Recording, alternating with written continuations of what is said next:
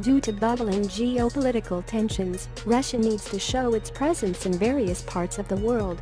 As a result, it's building an aircraft carrier that will be able to simultaneously carry up to 100 fighters and bombers. The new Storm aircraft carrier, aka Project 23E000E, will be included in Russia's next armament program for the 2019 to 2025 period.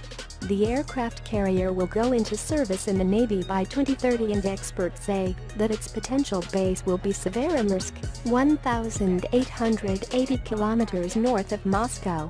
During the campaign in Syria, Moscow has realized the necessity of such a ship. Moscow sent the Admiral Kuznetsov aircraft carrier group to Syria's shores. However, the ship has already done 3 decades of service and is on its last legs. On the Russian ship's deck there were about 30 planes, while an American aircraft carrier can carry up to 90. Also, the takeoff speed on the Admiral Kuznetsov was a few minutes, while on an American aircraft carrier 3 planes can take off in 1 minute. Moreover, there are many tasks that the Russian ship cannot perform today.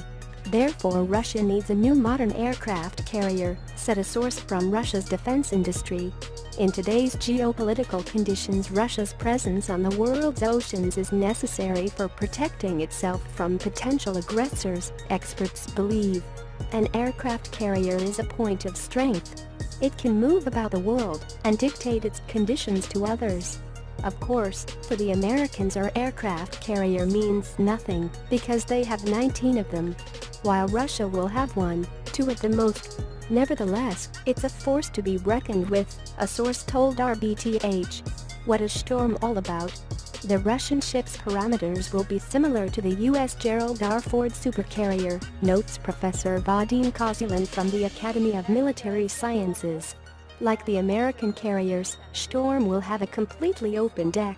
It will also not be protected by artillery, similar to the Soviet-Russian Admiral Kuznetsov.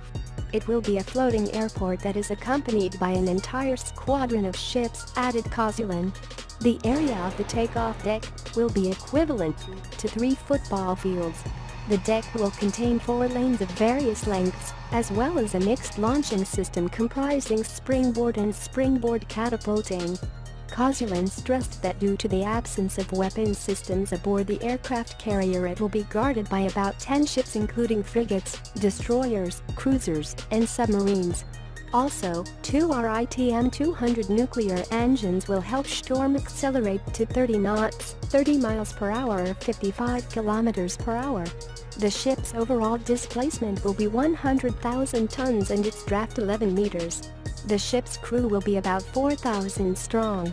However, Russian defense experts will have to solve a series of problems before the aircraft carrier is built.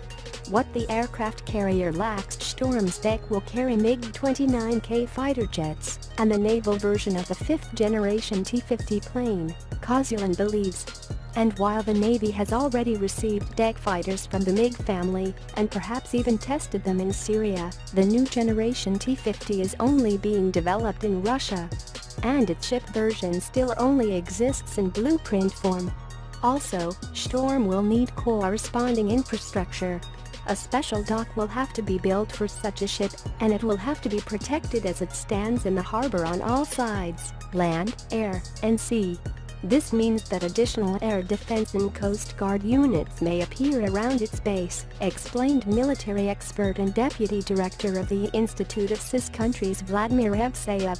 Moreover, according to experts, the construction of Storm will cost from 350 billion to 1 trillion rubles, $6.15 to $17.5 billion, depending on the ship's components. Considering the 90 deck fighters that will have to be built for Storm, as well as the necessary infrastructure, the aircraft carrier's costs could easily double, added Evseyev.